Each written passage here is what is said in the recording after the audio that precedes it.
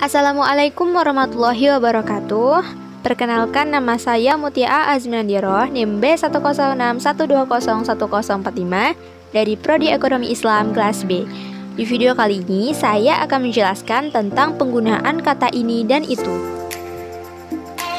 Kata ini dan itu dalam bahasa Indonesia disebut kata ganti penunjuk. Pemakaian kedua kata itu dibedakan atas pertimbangan beberapa hal, antara lain yang pertama, posisi penutur, yaitu jarak penutur, pembicara atau penulis dengan objek yang ditunjuk. Yang kedua, sudah terjadi atau belum peristiwa yang ditunjuk. Kemudian yang ketiga, keikutsertaan penutur, yaitu ikut serta atau tidaknya penutur dalam peristiwa atau hal yang dibicarakan. Dan yang keempat, sudah disebut atau belum hal atau peristiwa yang ditunjuk itu. Yang pertama, posisi penutur. Jarak penutur dengan objek pembicara tidak dapat diukur secara pasti. Dalam hal ini, kita dapat menggunakan anggapan apakah jarak itu dianggap jauh atau dekat. Kalau jarak itu dianggap jauh, maka kata itu dapat digunakan sebagai kata ganti penunjuk. Sebaliknya, apabila jarak itu dianggap dekat, kata ini dapat digunakan sebagai ganti penunjuknya. Contohnya, pohon durian itu hampir berbuah sebelum disabar petir. Nah, penggunaan ini pada contoh di atas bermakna bahwa pohon durian berada di dekat penutur. Yang kedua, pohon durian itu hampir berbuah sebelum disambar petir. Penggunaan itu pada contoh di atas bermakna bahwa pohon durian berada jauh dari penutur. Nah, dapat disimpulkan bahwa jika objeknya dekat, maka digunakan kata penunjuk ini. Jika jaraknya jauh, maka digunakan kata penunjuk itu. Yang kedua, sudah terjadi atau belum. Untuk menunjuk hal atau peristiwa yang sedang terjadi, digunakan kata ini. Sedangkan untuk menunjuk hal atau peristiwa yang telah atau akan terjadi, digunakan kata itu. Contohnya, perlombaan ini diadakan dengan dukungan dana BNI 1946. Kata ini pada kalimat di atas bermakna bahwa kejadiannya sedang terjadi. Yang kedua, kecelakaan itu timbul karena tidak sempurnanya sistem rem mobil yang dikendarainya, walaupun mobil itu baru dibeli 2 hari sebelumnya. Nah, kata itu pada kalimat di atas bermakna bahwa kejadiannya telah terjadi.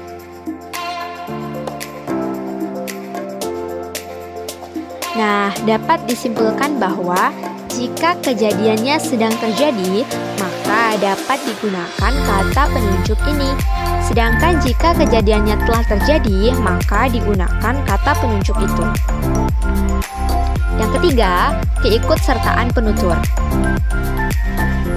Kita dapat melihat pula apakah penutur ikut serta atau termasuk dalam hal atau peristiwa yang sedang dibicarakan atau tidak.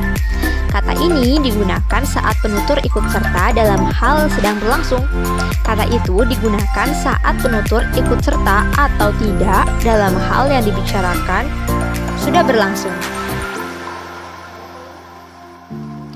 Contohnya, dalam perjalanan ini, kami melewati objek wisata Candi Prambanan, Candi Sari, dan Candi Kalasan. Pada kalimat di atas, kata ini bermakna ikut serta dan sedang berlangsung. Contoh yang kedua, dalam perjalanan itu, kami melewati objek wisata Candi Prambanan, Candi Sari, dan Candi Kalasan. Nah, pada kalimat di atas, kata itu bermakna ikut serta dan telah berlangsung. Namun, pada kata itu dapat digunakan pada 2 tempat, yaitu ketika penutur ikut serta dan tidak, namun tetap saat kejadiannya telah berlangsung. Nah, ini dia kesimpulannya. Jika penutur ikut serta dan kejadiannya sedang terjadi, maka digunakan kata penunjuk ini. Jika penutur ikut serta atau tidak ikut serta dan kejadiannya telah terjadi, maka digunakan kata penunjuk itu. Yang keempat, penyebutan. Gunakan kata itu untuk menunjuk hal atau peristiwa yang sudah disebutkan sebelumnya. Apabila jarak atau penutur dan hal atau peristiwa yang dibicarakan itu tidak dipertimbangkan. Kata ini digunakan untuk menunjukkan bahwa peristiwanya sedang berlangsung. Contohnya, Pak Karman mempunyai rumah yang sangat mewah. Rumah itu pernah ditawar orang dengan harga yang sangat tinggi. Nah, contoh di atas menunjukkan kaitan antara rumah itu dan rumah Pak Karman. Kaitan itu dapat diartikan bahwa yang dimaksud rumah itu adalah rumah Pak Karman.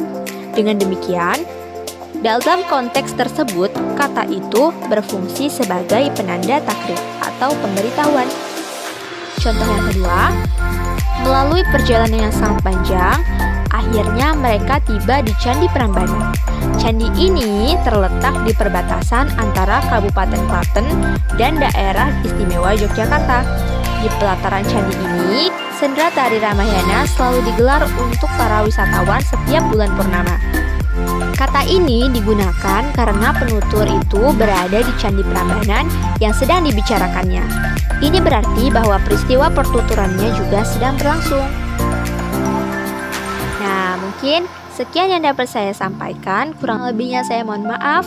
Semoga bermanfaat. Wassalamualaikum warahmatullahi wabarakatuh.